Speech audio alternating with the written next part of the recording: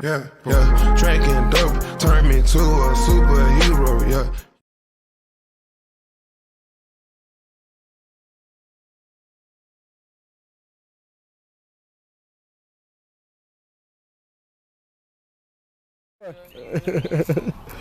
You ready, bro? We got Brandon here from Keep It Clothing, here with John Doe. Whoa, what's going on? It's your boy John Doe, man. Boot Mean Music, Prestigious Real Estate Group, LLC, Prestigious Capital Investments, Prestigious Luxury Kennels, Mandy Salon and Spa, 9 Leaves Atlanta, you know what I'm saying? And on, man. We just gonna keep the motion going, man. We trying to keep it selling before expiring. Exactly. We here in Atlanta, Georgia. John Doe is one of the first people to shout us out when we got into the fashion world. So we felt like it was only right when we start off our YouTube channel, he'd be the first person we bring on our platform and do an interview with. So tell the people about yourself, where you from, your upbringing. You know, I'm from Atlanta, Georgia, born and raised, you know what I'm saying? You know, I went to prison at 16, came home at 26, and hit the ground running. I was pursuing rap at first, you know what I'm saying, how we met. I was on tour actually when we met, you know what I'm saying? And, you know, I did my thing with the rap, but I felt like I was bigger than just the music, you know what I'm saying? So I went and put my entrepreneur hat on, man. You know, I take inspiration from folk like Jay-Z, you know what I'm saying? Folks that got other shit going on besides just the music. So once I started doing that, that actually was taking off better than the music. So I just kind of like put my focus into just the business, you know what I'm saying? But yeah, So, here we are. So a question I have is, how did you pivot from rap to the different businesses that you have? Because a lot of the businesses you named, did you have interest in them, or like what got you to get to that level? I got interest in anything that got to do with some money, you know what I'm saying? So it just all depends on the numbers. Like, so I got an investment capital. I got a capital investment firm, Prestigious Capital Investment. Basically, it's like venture capital. You know what I'm saying? Except we don't use banks. It's all private funding, just straight out of pocket, out of my pocket. You know what I'm saying? A lot of the businesses that I'm involved in, I had no interest in, but the numbers made sense. I got you. You know what I'm saying? Somebody come to me with a pitch. Hey, I got this going on. We looking for investors. We need XYZ capital in order to achieve XYZ, and we'll give you XYZ equity. You know what I'm saying? So a lot of the businesses I just put up the paper for, you know what I'm saying, and I own a percentage of the company. Gotcha, you know gotcha. Like real estate, I actually had interest in real estate. So you actually had a passion for real estate? Because you know how they say it's best to do things that you have a passion for, or you might not do it to the best of your ability. But you know what? You know, passion don't always equate to dollar signs. You know That's true. That's true. Because you can have a passion for basketball. It don't mean you're gonna make it to the NBA. That's true. That's Myself, I had a passion for music. I never made it to be a star or you know, an A-list rapper or anything. I see like what you're that. saying. A talent aside, because I can spit with the best of them. So passion don't necessarily equate to dollars. So what I started doing was I started looking at different markets, and I'm a street cat, you know what I'm saying? I'm from the streets, you know what I'm saying? Like I said, I went to prison when I was young. I did 10 years, you know what I'm saying? When I first came home, I hit the ground running. I was still in the streets. I was pursuing rap because I thought that rap was gonna get me out the street. Gotcha. But little did I know, the same hundreds of thousands of dollars that I put into the music, which I consider as a gamble because it's no guarantee you're gonna make it. I could have put them same hundreds of thousands into different businesses and still been making residual money. You know what I'm saying? So like me personally, I've been home right now 9 years, never went back to prison. But I done blew hundreds and hundreds of thousands of dollars chasing the music for like 7 years before I caught on. It was like, damn, I could have put all this money. I could have bought real estate with this money and the money would have appreciated. I could have bought stocks with this money and the money would have appreciated. I could have started a restaurant, whatever, a car dealership, and I would have been still making money as opposed to throwing money down the drain, chasing a dream that may or may not be for me. Who's to say? You know what I'm saying? Gotcha. I'm more of a realist. At the end of the day, I look at the numbers. If the numbers make sense, I'm gonna put some money behind it. If it go, then we win. And even if it don't go, I just take it as a lesson. Okay, well, I know what not to do. I know what to do the next go round. And sometimes it take a little bit. You know what I'm saying? Like businesses, it take 3 to 5 years for a business to become profitable. You know what I'm saying? when you start a business, you're gonna start off in the red because you gotta put your money up or you gotta put the bank's money up. That way you go in debt. So either way you in the red. Exactly. Your business have to become profitable in order for you to recoup what you done invested. With rap, I was never recouping. I was making money off of rap, but I wasn't making what I was putting into it. You know what I'm saying? So I chose to put my money into something that yielded a higher return. You know what I'm saying? So I just look at the margins. If the margins are right, 9 times out of 10 I roll the dice and try it. Cause I done went up, I done fell off, came up so many times that I know that I can run up a bag. That's easy. I'll take a risk on something that might change my life. You know what I'm saying? I get what you're saying. So I want to touch on you saying you've been to prison. What advice you have for somebody who feel like they messed up and like they made a mistake? For you to bounce back, did 10 years, correct? Yeah. And now you have multiple businesses and living like, you know, you've been free all your life. What advice you have for somebody? Man, I say, man, don't let your pitfalls, your mishaps dictate who you gonna be. You know what I'm saying? Like, if you would have told, you know what I'm saying, if you would have known me when I was 16, 17, when I was first hitting the prison system, you probably would have thought this little nigga gonna be a career criminal or he ain't gonna never amount to shit or whatever. Yes. But I made up my mind that I wasn't gonna be like that. You know what I'm saying? I made my mind up early that, man, this shit ain't for me. Like jail, prison, this shit ain't for me. I'm a player. Like, Exactly. like this ain't for me. I can't be doing this back and forth shit. So I had to figure it out. You know what I'm saying? I ain't saying I ain't still take some risks and I still wasn't dabbling in the street. Yeah, but I just moved smarter. You know what I'm saying? My advice to any nigga that's in the streets is get out. Because as y'all can see what's going on, these niggas is not keeping it real. Like, I did 10 years behind niggas telling on me. You know what I'm saying? And now you see with all these different cases that's going on, a lot of these so-called gangsters is telling. You know Exactly. But what I try to tell, and even my son, I got a son that's 19, I try to tell him, why you chasing trying to get a street nigga? You can make the same money niggas make in the street, if not more, doing other shit. Exactly. It's a million ways. Like, I ain't gonna lie, when I was growing up, it wasn't a lot of ways to become a millionaire that we knew of. All we knew about was, you know what I'm saying, music, industry, sports, or being on TV or movies or something like that. You know what I'm saying? We didn't know about entrepreneurship like that because in black households, we're not really taught that. You know what I'm saying? So I didn't know that I didn't have to be selling dope. I didn't have to be robbing. I didn't have to be pimping. I didn't have to be doing nothing. I didn't know that at the time. Gotcha. You know what I'm saying? Now, it's 2023, man, you can get rich off your phone. That's true. That's true. You got people making content streaming that's making millions of dollars. That's true. From just, you know what I'm saying, getting engagement and getting their brand and their following up. So it's like, they don't even take that no more. I look at niggas that's still in the street. If you're not no major, like, heavyweight nigga, if you still in the street, man, nigga, you hustling backwards. Nah, that's true. You risking your life and your freedom for pennies. Nah, that's true. You know what I'm saying? Niggas don't be having no bond money. Niggas don't be having no lawyer fee. You know what I'm saying?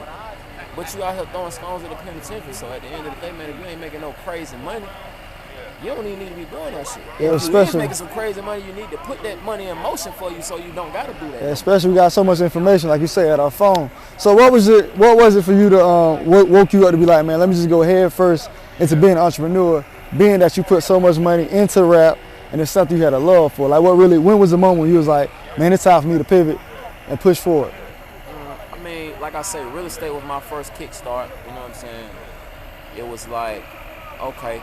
At the time, it was like flipping properties. Okay, we was doing fix and flips. So I grabbed my first property. I put up like $30,000. We got a property for like $160 and some change. We did the rehab. The rehab cost about $45, $50. And then we listed it. I think we listed it at like 365, 370. You know what I'm saying? Give or take. I done did a lot of deals since then, so I got you. Roughly, you know what I'm saying? I understand. So, long story short, at the end of the day, when we finally flipped the property, and we didn't keep it that long, we kept it for about, I think the rehab took about 3-4 months. Then we listed it. We listed it. It probably stayed listed for about a month or so. So I say about 5-6 months. Gotcha. In a 5-6 month span, I think after all expenses were settled, I think I walked away with probably like 60, 70 profit. Now, mind you, to a street nigga, 60, 70,000 in 6 months, it's not a lot of money. You know what I'm Yeah. saying? It's like fucking 10,000 a month. It's not shit. You feel me? Yeah. But I didn't risk my life for it. I didn't do no personal hard labor for it. You know what I'm saying? All I did was put up some money, sat back. And you still was able to get a and profit. I was still able to get profit. So imagine if I would have did that 4 or 5 times. You know what I'm saying? In that same 6 month span. Say if I did 4 or 5 properties instead of just that one property. You know what I'm saying? Yes. That's 60, 60, 60, 60. Now it makes sense. You know what I'm saying? You making 30 to 60 grand profit roughly, you know what I'm saying, off a property depending on the you know, the comps in that area. So it's just like, is it still like that now? Not necessarily, but also too now I'm not even really into fixing flips as much now as I am at buying homes. Gotcha. Because the value is in the property itself. Which at first I was just trying to make some quick money, so I was just doing it. Yes. But now that I done learned the real estate game, it's like, oh no, I'm gonna just keep this. Because if I would have kept that same property and still had it now, I probably, instead of 60, I probably would have had maybe 100,000 in equity. You know what I'm saying? Yeah. I would have kept it for a longer amount of time, but at the same time, it wasn't gonna do nothing but just keep appreciating. You know what I'm saying? I see what you're saying. So it's just like, it made sense to me. You know what I'm saying? I got you. It was something that was easy to do. I ain't have to do nothing. You know what I'm saying? I mean, I ain't gonna say it was easy, but I know what you mean. I'm saying, it took less effort than getting up trapping every day. I get what you're Looking saying. over my shoulder, watching out for the police, watching out for niggas, you know what I'm saying? It took less effort than that, you know what I'm saying? Everything still requires work, but It's a different type you of just work. gotta work smarter. Gotcha. It's a different type of work. So as an entrepreneur, which one of your businesses challenges you the most? These goddamn dogs. Talk about that, because I see a lot of people want to jump into the dog game. Man, a lot of look, people it's do not it, and for- they it's only not show for you the the glitz and the faint glam. heart. So tell us, like, both, like, be Nah, transparent about it. Yeah. Okay, so first and foremost, man, the dog game is a lot of work, man. Like, when I say a lot of work, it's every day. Yes. Like, and you really gotta have a love for these dogs really to do it. You know what I'm saying? Because I was a no dogs in the house person Gotcha. before I got involved in the dog game. You know what I'm saying? Yes. Like, I didn't even let dogs in. I didn't even let people bring their pets to my house. You know what I'm saying? So, and I'm allergic to dogs. So I gotta take a Claritin or a Zyrtec every day before when I get up. You know what I'm saying? Just to Gotcha. be around them. So it wasn't my business venture of choice at first. You know what I'm saying? But I saw the profit margin. So at first it was like, oh damn, I'm looking at the game. At the time that I got into the game, the average dog was going for $10,000. So in my mind, I'm like, niggas paying $10,000 for a dog? Oh, I want me some of these. You know what I'm saying? No, I get it. So boom, I go in. I grabbed my first. I grabbed 2 girls first. My first dog was $15,000, and I spent like $7,000 on my second dog, another female, and then I spent $10,000 on 2 boys, which I shouldn't have did. And I'm gonna tell you why later on. Gotcha. So I started off with 4 dogs. Within 6 months of starting that, because once you get the dogs, that's just the dogs. Mm-hmm. They don't. You gotta keep them until they old enough to be bred. You know what I'm saying? Gotcha. So then, like with me, I'm the type of person that I don't like to outsource a lot of stuff. I like to do everything. Like to cut out the in-house. middleman. I like to cut out the middleman. I was like that in the street. I'm still like that. So I had to learn how to do this stuff. I had to learn how to whelp. I had to learn how to administer medication. I had to learn how to do progesterone testing, sonograms. I had to learn all this stuff. I had to buy all this equipment. I ended up spending I probably was like $350,000 in the first year. You know what I'm saying? Just off equipment. Just off equipment and inventory, like buying the dogs, buying the meds, all the supplements, dog food, because there's maintenance too. That's the everyday thing. They got to eat every day. Yeah. You got to take care of them. You got to make sure you clean up after them or they get sick. Gotcha. Like Frenchies is super duper high maintenance anyway. So it's like these dogs, you got to do artificial insemination in order for them for the best chances of pregnancy. Yeah, they can get pregnant naturally, but it's a one-off. You know what I'm saying? Mm-hmm. The best chances of pregnancy, you got to do artificial insemination. You wait too long, you got to do transcervical insemination. You wait too long, you got to do surgical insemination. You know what I'm saying? Yeah. All that shit costs money. You got to do. They can give natural birth, but like I say, the best chances of the survivability of the puppies is to just get a C-section. Those cost average $1,500. You know what I'm saying? Yes. So it's like you constantly spending money. Vet checks, you got to make sure all the puppies have their shots. When you first have a litter of puppies, you got to feed them every 2 hours. They don't just naturally nurse. You got to put them on the nipple. You got to make sure they don't aspirate, which means like when they drown on the milk. Like Frenchies, they got the short snout. Yeah. So they can easily drown in their milk, the puppies. So you gotta have, I had to buy this aspiration suction machine that you kind of like, you plug up to the wall and you turn it on and it sucks all the milk out their nose. You know what I'm saying? Like I done lost puppies. Like I remember when I had my first litter, man, I had 6 puppies, man. I lost 3 of them, man. And in my mind, all I could think of is I lost 30,000. Oh. You know what I'm saying? And it was just like, damn, man, this shit is hard. You know what I'm saying? Gotcha. So I hired a whelper. My first litter, I hired a whelper, but then I moved them into my house. So a lot of people, when they hire a whelper, they just send the puppies off. They send the puppies and the mom off to whoever is whelping the puppies for them. But I was like, nah, you need to move in my house because I got to learn this shit. Gotcha. Because I would never pay this So shit is that how you learn? Is that how you learn how to do things? You hire the people, I hire the people and work with them hand by and hand? then I work Because that's with my them next hands-on. question though, because a lot of the stuff you're talking about, I feel like it'll take a lot for a person like yourself who's not a dog person to learn without getting hands-on experience. By my money, I will learn it. You know what I'm saying? When I first started real estate, I paid $10,000 for a mentorship. You know what I'm saying? Yeah. Because I need to know what I'm doing. You know what I'm saying? I spend some money on my education as long as I never have to spend that again. You know what I'm saying? Yeah. So what I did, like I say, I cut out the middleman. I spent for the whelper to move in my house. I got a pardon me. I got a I got you. Okay.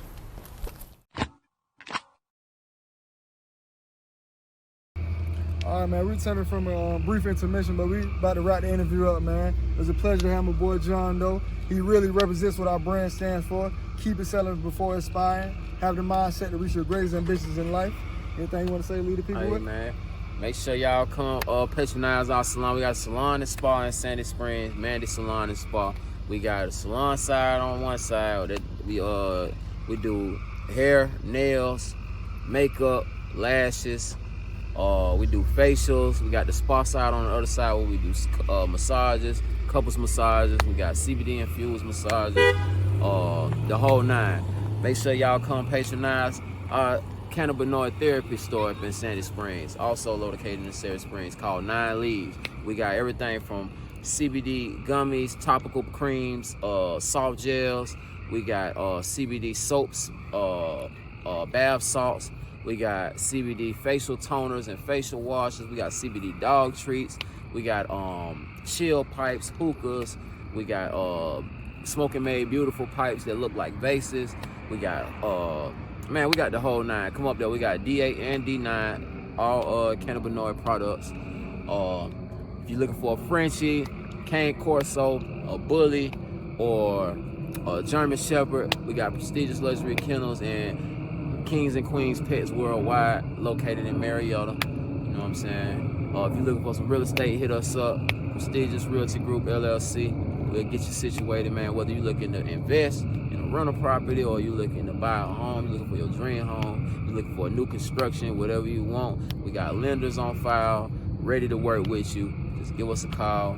Let me think, what else we got going on? Oh yeah, if you got a business idea and you got a sound plan and prospect that's already drawn up, we might be able to help you, man. We are our own privately funded venture capital firm, and we looking to make some do business with some more like-minded individuals, entrepreneurs that's ready to keep excelling before expiring. You did? Appreciate you, man. And make sure you run my streams up too, man. If y'all want to hear some real rap, make sure y'all go tap in with John Doe. My website, John Doe Music. Actually, my new website is Who Is John Doe, and it's spelled JEANDEAU. And that'll take you to everything that I got on social media and the whole 9. You know what I'm saying? So yeah, tap in with a real one, man.